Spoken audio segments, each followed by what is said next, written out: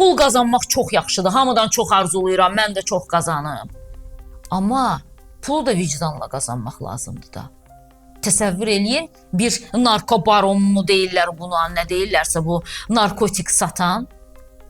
Bir ananı bədbəxt eləyir, nə var orada 5 manat, 3 manat qazancı olacaq.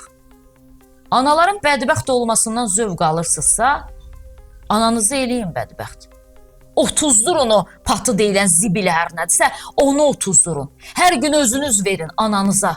O kimin ki anasını bədbəxt eləyirsiniz, kimin ki balasını bədbəxt eləyirsiniz, hər gün öz ananıza verin onu. Və zövq alın ananızın iniltisindən, naləsindən, tərsu basmasından, gecəni səhərə qədər oyaq qalmasından. Zövq alın, madam ki bu pul şirin şeydir, ananız da hər şeyini satıb sizə verəcək. Necə ki siz onu satırsınız ha patıya, oradan qazanacağınız pula. Satın bir zövqünü alın, görək həqiqətən də anaları bədbəxt eləmək zövqlüdürmü? Bugün uşaqlar var. Məliyirlər, ağlamırlar, məliyirlər çörək üçün, məliyirlər qida üçün. Ana onu qidalandıra bilmir, çünki ana özündə olmur axı. Necə qidalandıracaq onu? Ana üçün 20 manat, 30 manat tapmaq ən böyük dərddir, dünyanın ən böyük dərdidir.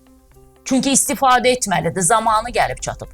Və mənim həmkarım Nail bilirsiniz ki, çəkir bu narkotikdən istifadə eləyənləri, narkotik adlı bir bəlaya düşənləri çəkir və fikir verirsiniz onlar danışanda nə deyirlər. Mənə dedilər ki, bir dəfə istifadə elə yaxşı olacaq, xoşuma gələcək, ikinci dəfə istifadə elə. Sonra deyir, gördüm canım ağrıyır, mənə narkotik verən adamın yanına gedirəm, deyir ki, hə, lomkadasan. Hə, nə eləyə bilərəm? Heç nə. İstifadə eləməlisən ki, ondan çıxın. İstifadə eləməlisən, deyirsə siz artıq o qapıya getməməlisiniz.